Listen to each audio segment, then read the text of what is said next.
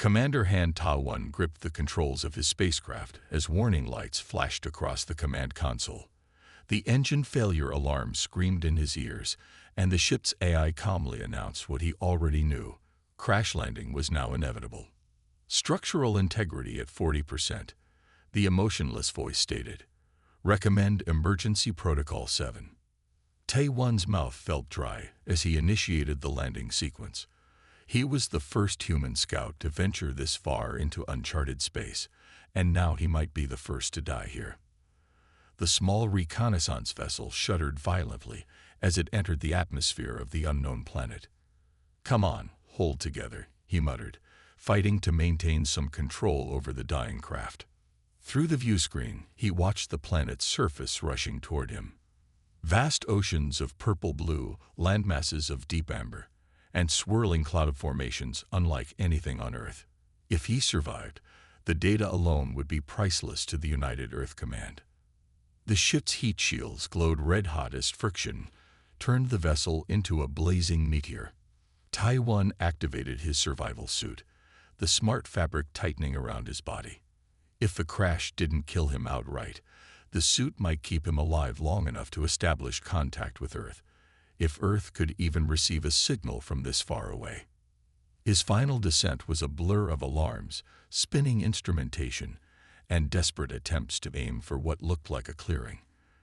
The spacecraft smashed through a canopy of tall, silver-trunked trees before skidding across an open area, tearing up the ground and strange plants as it went. Metal screamed against Earth, and Tai-1's head slammed against his restraints before everything went momentarily black.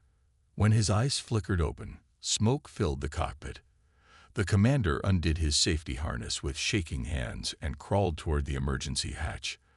The door was jammed, but a well-placed kick forced it open. Tai-1 tumbled out onto the alien soil, coughing and gasping for breath. The air was breathable.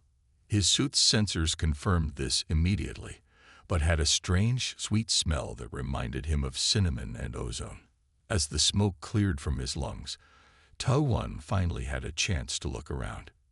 He had crashed into what appeared to be a garden, but unlike any garden on Earth, this one glowed. Plants of all shapes emitted soft light in blues, purples, and greens. Some pulsed slowly, like heartbeats. Others maintained a steady glow. His crash had carved a destructive path through this beautiful place, leaving broken and dimming plants in his wake. Earth Command. He tried his communicator. This is Scout Commander Han Ta-1. Emergency landing on unidentified planet. Coordinates unknown.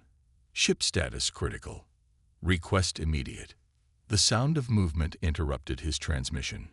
Tai-1 turned quickly, his hand instinctively moving to the emergency blade at his hip.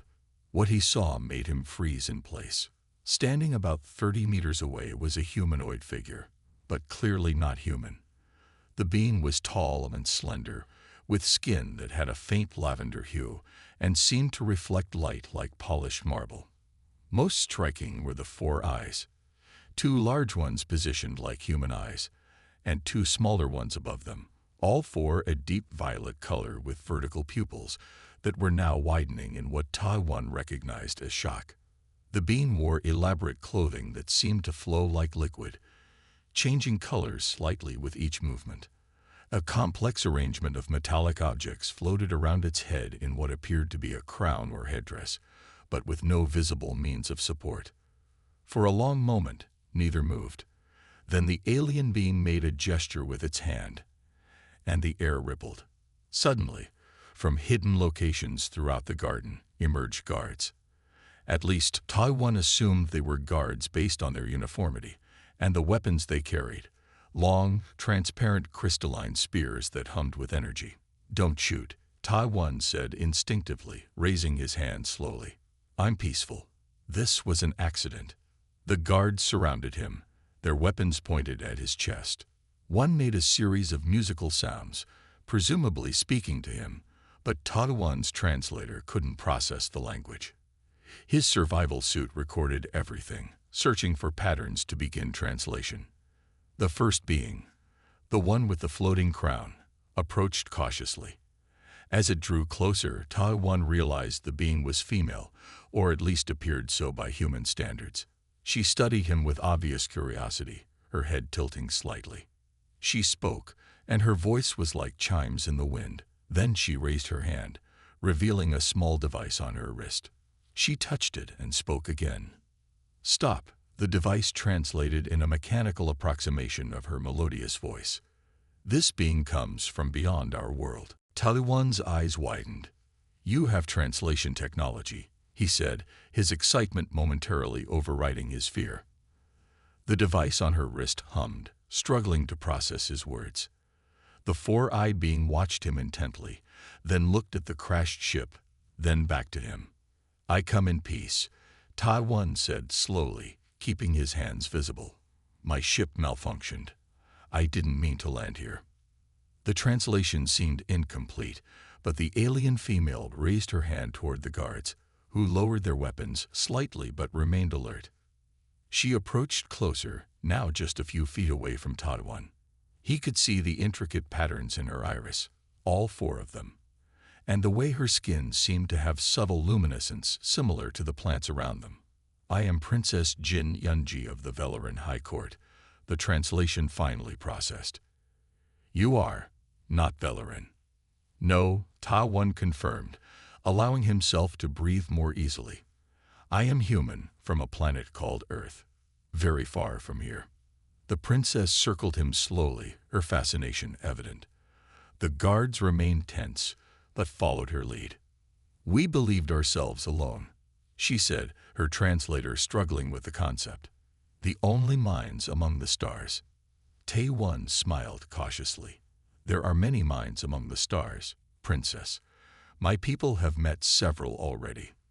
This statement caused a ripple of musical sounds among the guards, perhaps alarm or disbelief. The princess's four eyes blinked in sequence, from bottom to top, and she reached out a six-fingered hand toward him, stopping just short of touching his face. "You are real," she whispered, the translator capturing her wonder. The prophecies spoke of visitors from beyond, but none believed. For the first time since the crash, Taiwan felt hope rising. This wasn't a hostile reception. It was one of amazement. He had become humanity's first ambassador to this world through sheer accident. "I have much to tell you about where I come from," he said gently, "and much to learn about your world." Princess Yunji's lips formed what might have been a smile, and she gestured toward an enormous crystal structure visible in the distance. "Come then, star traveler," she said. "The Velaran people await their first contact with the universe beyond." Princess Yunji held the small metal device in her six-fingered hands, turning it carefully to examine every angle. The quantum communicator glowed softly with blue light, its holographic display showing Earth symbols that floated above the surface.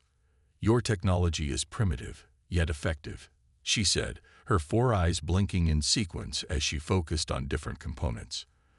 The translation device at her wrist had improved greatly in the 2 weeks since Commander Han Tawan's arrival, now capturing the musical tones of her language with reasonable accuracy.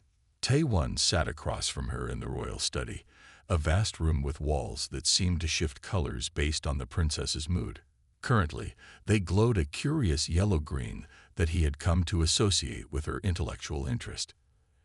"And your biological interfaces are beyond anything we've developed," he replied, watching as she absent-mindedly waved her hand through the air.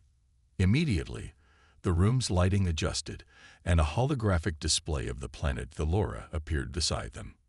What amazed Taiwan was that she hadn't touched anything.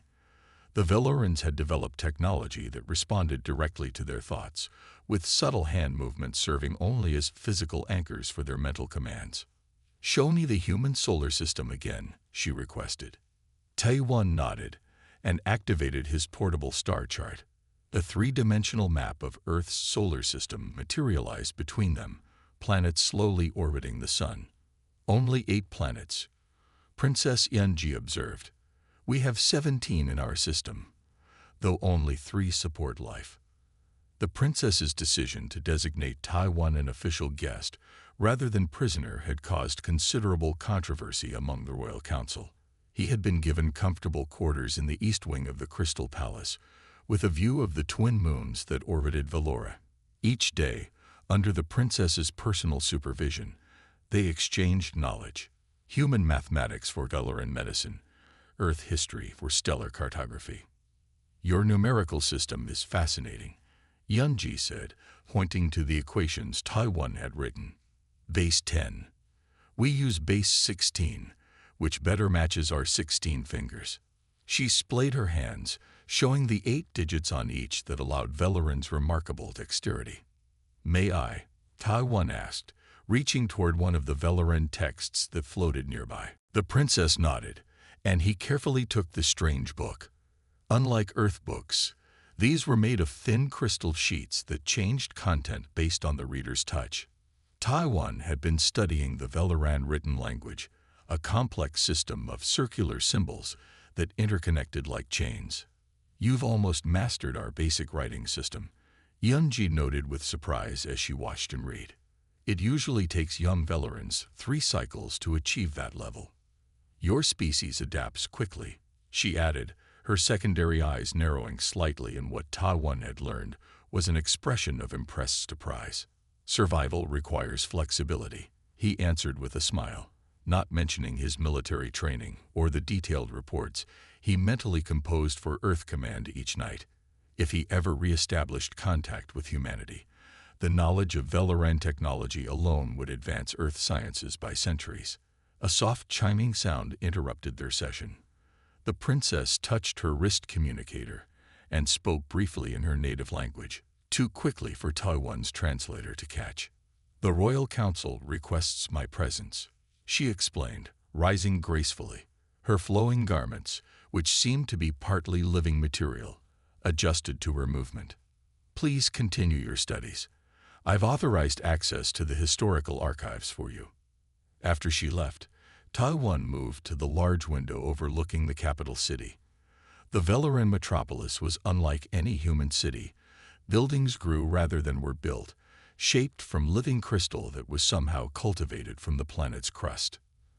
Pathways of light connected structures, with Valorans moving along them in floating transports that required no visible propulsion system.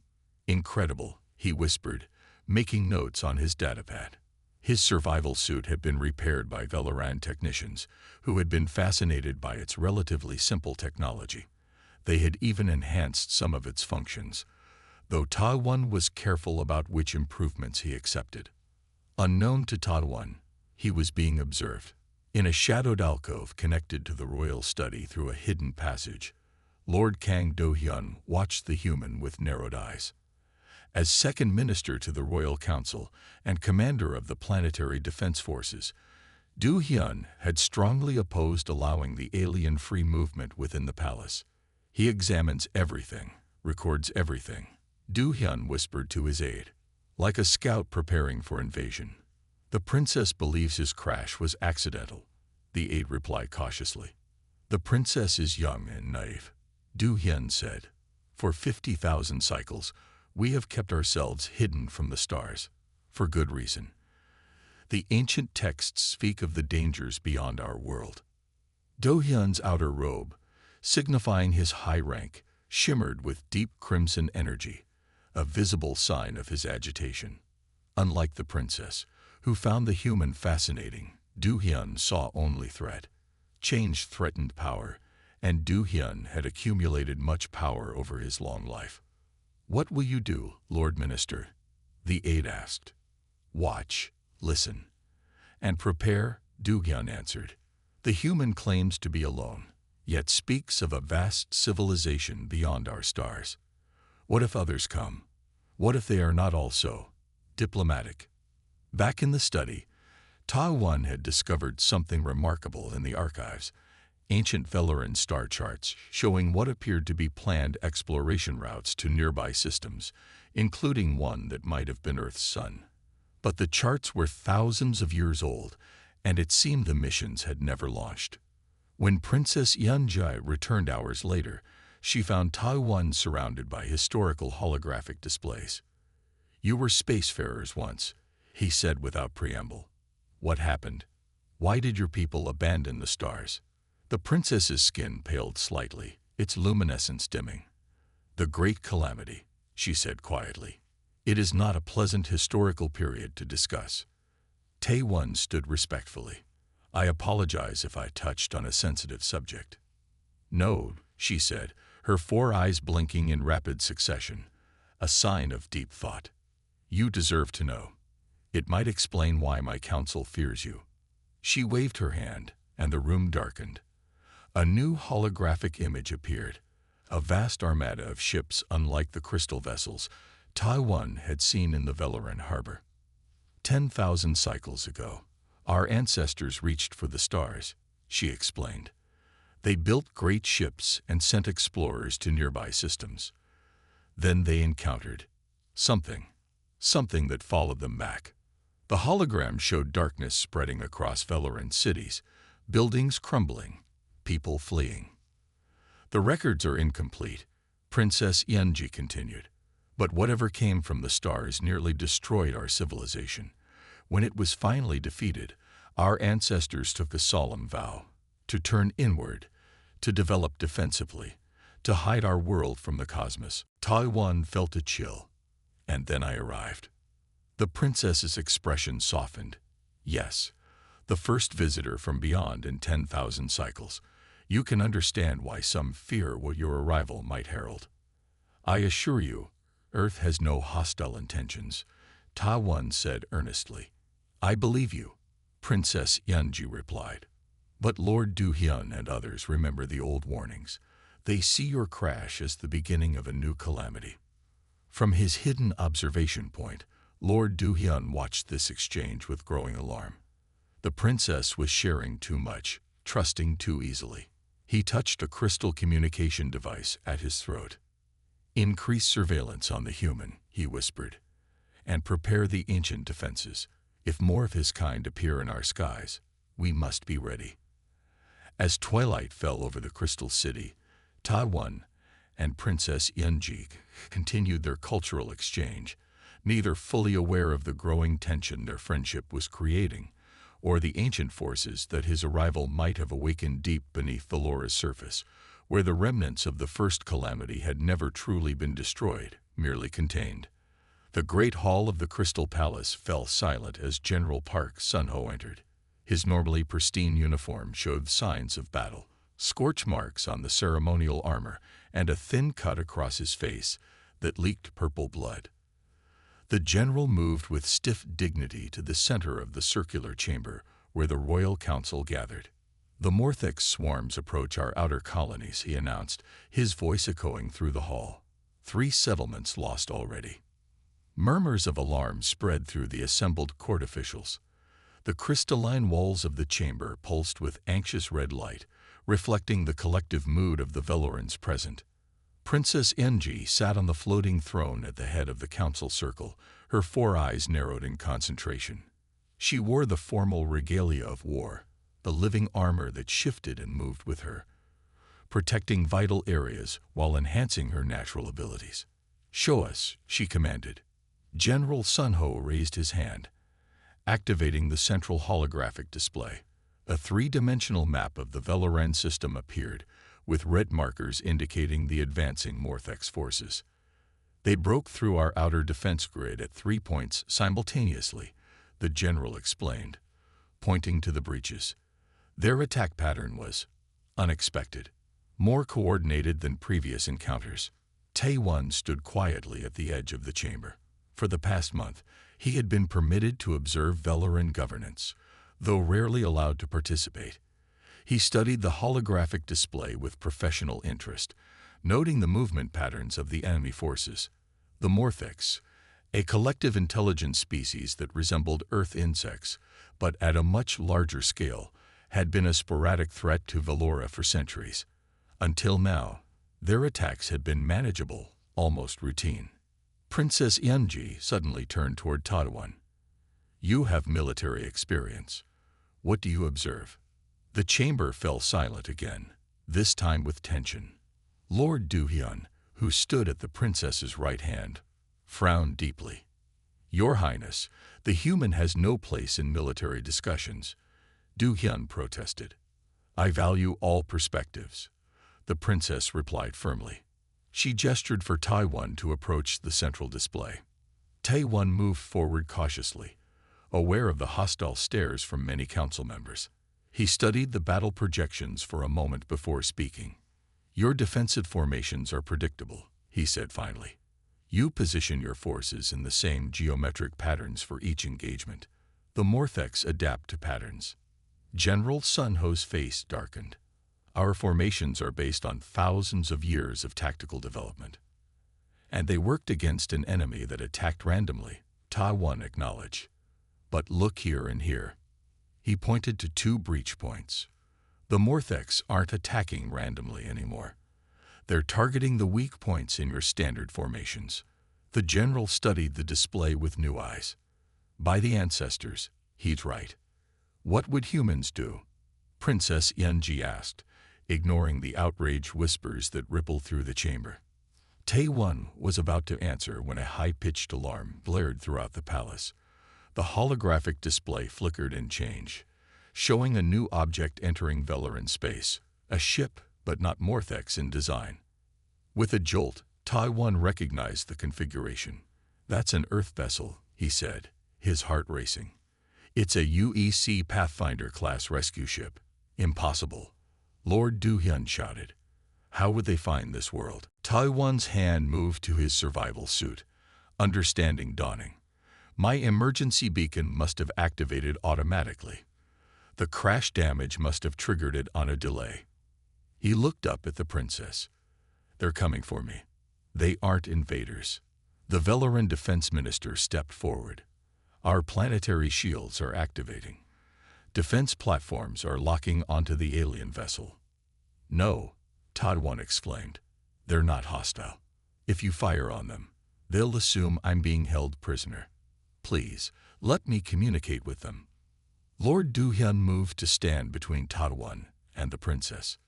Lies, he shouted, his face contorted with anger. This was his plan all along.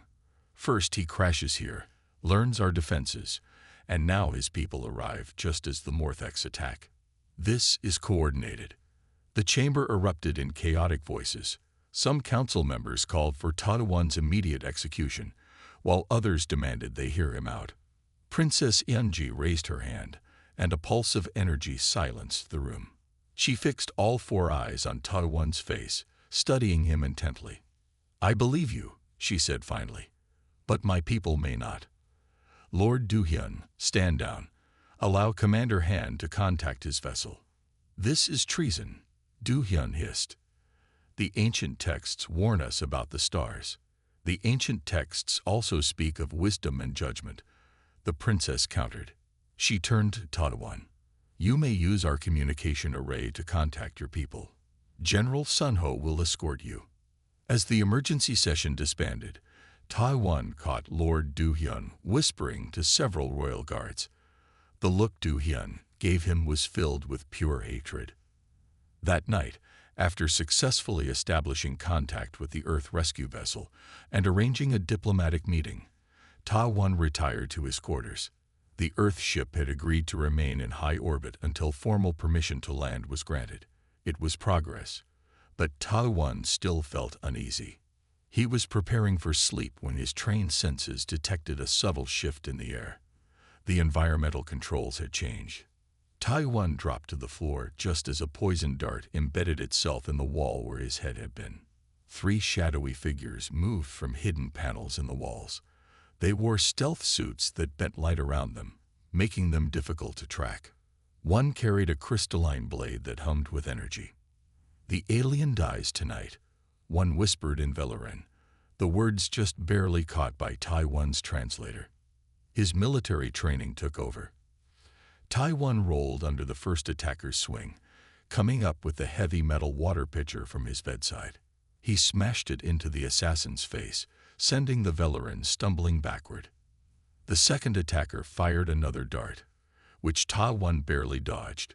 He grabbed the decorative wall hanging, a tapestry of metallic threads, and yanked it down onto his attacker. The third assassin was more skilled.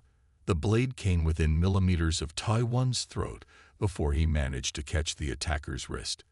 They grappled, crashing into furniture.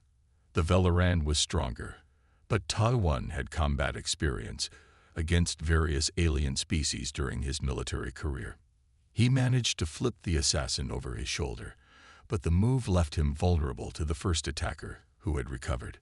Tai-1 felt a sharp pain as a blade sliced across his back. The door to his quarters suddenly exploded inward in a shower of crystal fragments. Princess Yunji stood in the doorway, her body glowing with powerful energy. She wasn't wearing her royal garments, but a form-fitting combat suit that enhanced her natural abilities. "Treason!" she shouted, and waves of energy pulsed from her hands. Two of the assassins were thrown against the wall with bone-crushing force. The third managed to dodge and made a desperate lunge for Tai-1, blade aimed at his heart.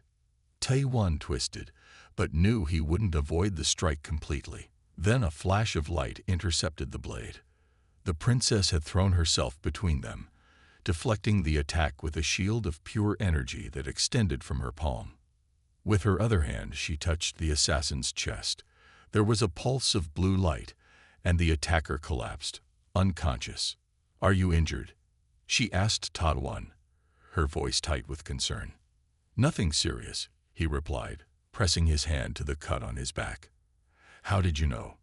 "I didn't trust Du-hyun's calm acceptance of my decision," she said, examining the fallen assassins. "I placed guards I trust outside your door, but they were drugged." She knelt beside one of the unconscious attackers and removed their mask. "One of Du-hyun's personal guard. This is all the proof I need." "What happens now?" Tai-1 asked. Princess Yunji's 4 eyes glowed with determination. "Now we prepare for both war and peace. The Morthex from beyond our system, your people from beyond the stars, and traitors from within my court." She helped Tai-1 to his feet. "It seems your arrival has broken open secrets long buried." "I'm sorry," Tai-1 said sincerely. "Don't be," she replied, her expression softening.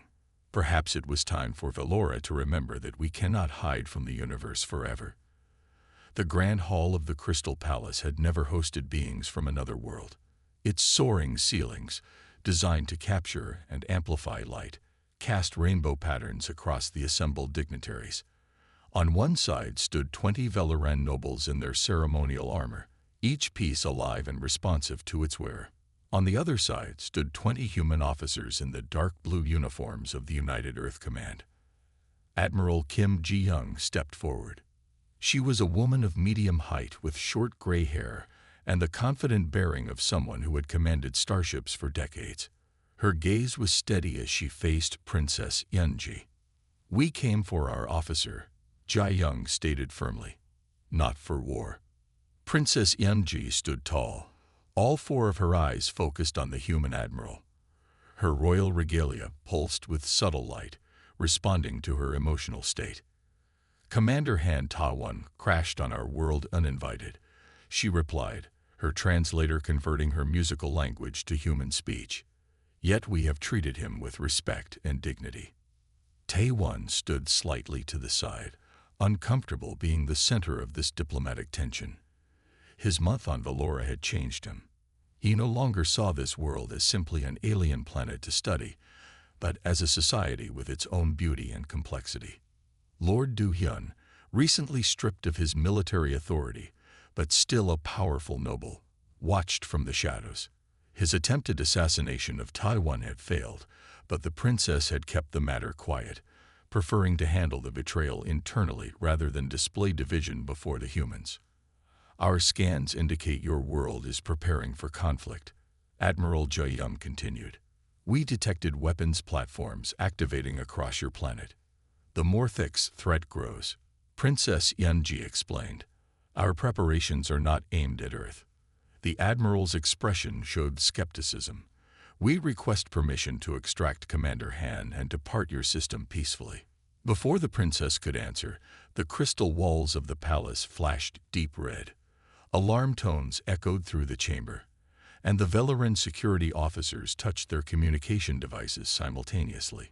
General Sunho rushed into the hall, his face grim. "Your Highness, Morthex vessels have broken through the outer defense grid. They will reach orbit within minutes. The timing couldn't have been worse. With humans already in their system and tension high, the Morthex had launched their most ambitious attack yet. On the large display that materialized in the center of the hall, everyone could see the swarm of enemy ships approaching the planet. "How many?" the princess asked. "Over 300 vessels," General Sunho replied. 3 times larger than any previous attack. Admiral Jae-young studied the display with professional interest. "Those are biological ships," she observed, "similar to species we've encountered in the Centauri system." Tae-won saw an opportunity. He stepped forward, positioning himself between his people and the princess. "We have a common enemy," he said clearly, looking from Princess Yeonji to Admiral Jae-young. "Let's fight together." The human officers exchanged glances. The Velorans murmured among themselves. "You propose a military alliance?" Admiral Jae-young asked carefully. "I do," Tae-won confirmed. "Admiral, the UEC Pathfinder is equipped with tactical systems that could be effective against the Morthex. Princess, your biological technology and knowledge of the enemy could give us the edge we need." Princess Yeonji considered for only a moment. "The survival of my world takes priority over ancient fears," she declared. She extended her hand toward Admiral Jae-young, a human gesture she had learned from Tae-won. "Will Earth stand with Velora?" The palace shook as the first Morthex bombardment hit the planetary shields. Small particles of crystal drifted down from the ceiling. Admiral Jae-young clasped the princess's 6-fingered hand. "We will. Commander Han, coordinate our defense efforts." What followed was the most intense 3 days of Tae-won's life. The Morthex attacked relentlessly, targeting the capital city with particular fury. Their ships, living vessels that resembled massive insects, disgorged thousands of drone fighters that probed the Veloran defenses for weaknesses. The human ship Pathfinder moved into a defensive position above the capital. Its advanced targeting systems provided data that allowed the Velorans to predict Morthex attack patterns. In return, Veloran engineers quickly adapted their biological technology to the human ship, enhancing its shields with living crystal that could regenerate after impacts. Tae-won worked around the clock, shuttling between the Veloran command center and the human tactical team. His unique position, understanding both cultures, made him invaluable as a coordinator. By the second day, the initial Morthex advantage had been blunted. The combined human-Veloran defense forced the attackers to adjust their tactics. "They're adapting," Tae-won observed in the war room, where Princess Yeonji and Admiral Jae-young stood before a 3-dimensional battle display. "But so are we. Their hive mind is powerful but slow to innovate," the princess explained. "Your human unpredictability confuses them." Admiral Jae-young nodded. "And your biological technology gives us sustainability we've never had before. My engineers are already talking about applications for Earth defense systems." On the 3rd day, the tide turned decisively.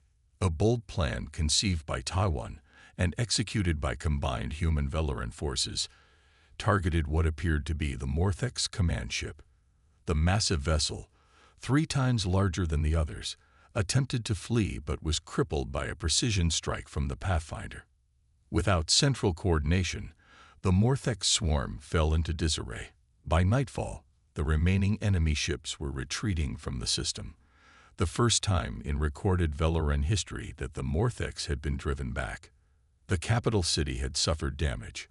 Crystal towers had fallen, gardens were destroyed, and many Velorans and a few humans had lost their lives in the fighting. But they had won. Tae-won found Princess Yeonji standing amid the rubble of what had once been a beautiful plaza. Her royal armor was scratched and dented, and she looked exhausted but resolute. "Your plan worked," she said as he approached. "The Morthex retreat." "Our plan," Tae-won corrected. "It was the combination of our knowledge that made the difference." Around them, human and Veloran medical teams worked side by side, treating the injured. Engineers from both species were already discussing how to rebuild the damaged structures, exchanging ideas and technology. In one day, we learned more about defensive systems than we had in a century of fighting alone, Princess Yunji observed. And your admiral tells me they have gained insights that would have taken Earth decades to develop independently. The setting sun cast a golden light across the damaged city. Despite the destruction, there was a sense of hope in the air that Taiwan had not felt before. Princess Yunji took his hand, a gesture she had learned from him but had now made her own. Her 4 eyes met his 2 with an intensity that transcended their biological differences. "Perhaps the stars sent you to us," she said softly. "Not as conqueror, but as ally." Taiwan squeezed her hand gently. "Perhaps they sent us to each other." In the distance, he could see Admiral Jiayang speaking with General Sun Ho, their earlier suspicions replaced by professional respect. Human crew members were being guided through the city by curious Velerans, while Veleran scientists eagerly examined human technology. "What happens now?" Taiwan asked. Princess Yunji looked up at the evening sky, where the first stars were becoming visible. "Now we must decide if Valora will remain hidden, or if we will join the greater community of worlds." "It's a big step," Taiwan acknowledged. "Yes," she agreed, "but perhaps it is time. The ancient fear that kept us isolated may have protected us once, but it also limited us." She turned to face him fully. "Will you help us? Will you be the bridge between our worlds?" Before Taiwan could answer, a group of Veleran children approached them, looking curiously at the human. One brave child stepped forward and offered Taiwan a glowing crystal flower, a symbol of new beginnings in Veleran culture. As he accepted the gift, Taiwan knew his life had changed forever. His crash landing had become something far more significant than a simple accident. It had become the beginning of a new era for 2 civilizations. Taiwan adjusted the translator implant behind his ear, still marveling at how the Veleran biotechnology had seamlessly integrated with his nervous system. The small living device pulsed gently, translating the complex 4-tone Veleran language directly into his brain. It was just one of countless technological exchanges that had transformed both human and Veleran societies in the 6 months since their alliance began. He sat in his new office in the rebuilt east wing of the Crystal Palace. The room reflected his unique position, half furnished with Earth items sent from home, half decorated with Veleran living technology. The large window offered a spectacular view of the capital city, now restored and expanded with new buildings that combined architectural styles from both worlds. Ambassador Han, his human assistant, called from the doorway. "Your transmission window to Earth is ready." Taiwan nodded and activated his communication terminal. Unlike traditional human computers, this one was a hybrid. Earth digital systems enhanced with Veleran biological components. The screen came to life, displaying the familiar Galactic Reddit interface that had been established as the first interspecies social platform. Taiwan's fingers hovered over the input surface. For months, security protocols had prevented him from sharing details about the unprecedented alliance. Today, those restrictions had finally been lifted. He began to type. Galactic Reddit, user, crash-landed diplomat. Posted. Galactic date 37/82/45. The words appeared in both human standard and Veleran script. Taiwan smiled at his username, a joke suggested by Admiral Jiayang after his diplomatic status had been formalized. Finally allowed to share my experience as first human contact with the Veleran Empire. He continued typing. It's been 6 months since the joint fleet drove back the Morthex Collective. He paused to attach several images of the new hybrid vessels developed by combined human-Veleran engineering teams. The ships were beautiful, sleek human designs enhanced with living Veleran crystal that glowed with inner light. The vessels could heal themselves when damaged and adapted to space conditions in ways that purely mechanical ships never could. As Taiwan composed his message, his mind drifted back to the incredible chain of events that had followed the defeat of the Morthex attack. What had begun as a desperate alliance had quickly evolved into something far more profound. Earth scientists had been astonished by Velaran biological technology, while Velaran engineers had been equally impressed by human digital systems and space travel expertise.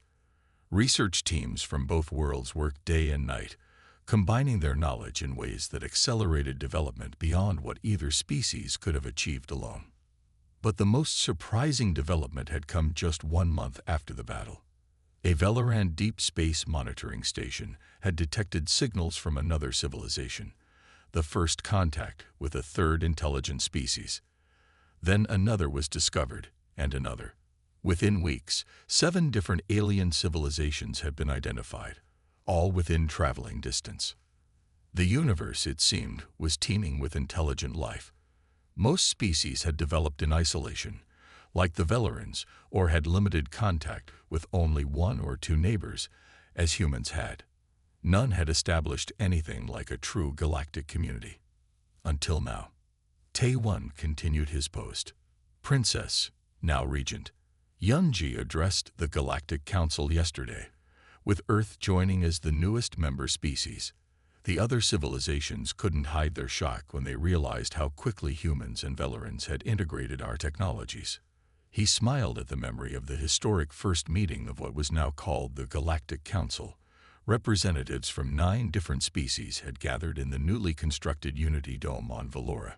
When Princess Yunji, now elevated to regent after her parent voluntarily stepped down, had entered with the Earth delegation, the other aliens had been visibly stunned. Some species had been spacefaring for centuries longer than either humans or Velarans, yet of technological integration that the Human-Velaran alliance had developed in just 6 months. The Morthex have requested peace talks for the first time in their history. Tae-Won typed. Turns out they feared us more than we feared them. This had been perhaps the most surprising development. After their defeat, the Morthex had withdrawn to their home system. 3 months later, they had sent an envoy, not to attack, but to communicate. Through difficult translations, they had explained that their attacks had been motivated by fear. They had detected both Velaran and human signals and believed a powerful alliance was forming against them. Their preemptive strikes had been intended as self-defense. Now, the former enemy was cautiously engaging in trade negotiations. Tae-Won had been instrumental in these talks, having learned that understanding different species was his greatest talent. A soft chime from his desk announced a visitor. The door slid open to reveal Regent Yunji. She wore simplified royal attire, her floating crown reduced to a single band of light that hovered above her head. All 4 of her eyes brightened when she saw him. Ambassador Han, she said warmly, using his formal title but with the familiar musical tone that only he could fully appreciate. Are you preparing your famous post for Galactic Reddit? Tae-Won stood and bowed slightly. Despite their friendship, she was still the planetary ruler. Just finishing it, Your Eminence. I was recounting our journey. She glided into the room and glanced at his screen. Still amazed by the translator implant, she asked, noting that part of his draft. It's revolutionary, he admitted. Earth medical scientists are already adapting the technology to help people with hearing and speech disabilities. And we have begun implementing your digital security protocols across our biological networks, she replied. A fair exchange. They stood together at the window, looking out at the city. In the harbor, a new ship was being prepared. The Harmony, the first true joint venture designed for long-range exploration. Its mission would take human and Velaran crews to the far reaches of known space, seeking more civilizations to join their growing alliance. Did you include the story about my face when I first saw you? Yunji asked with the Velaran equivalent of a smile, a subtle illumination of her skin that rippled outward from her core. Of course, Tae-Won laughed. That moment of shock is now historic. He returned to his terminal and added, for those asking, yes, the initial shock on the princess's face when she first saw me climb out of my crashed ship was priceless. Wish I had recorded it. Who knew that one awkward moment would change galactic history? Regent Yunji read his words and made a musical sound that Tae-Won had learned was laughter. If someone had told me that day that a strange two-eyed being from the stars would transform our entire civilization, I would have had them examined for mental disturbances. And if someone had told me my navigation failure would lead to all this, I would have thought they were crazy, Todd 1 agreed. A projection appeared in the center of the room, a three-dimensional map of nearby star systems, with 9 different colored points representing the member species of the newly formed Galactic Council. Lines connected the worlds, showing established trade and diplomatic routes. The Council has approved the deep space mission, Yun-Ji informed him. They want you to lead it. Tae-Won looked at her in surprise. Me? But my position is here, as ambassador. You are more than an ambassador now, she said seriously. You are the symbol of what can happen when different worlds come together. The other species respect that.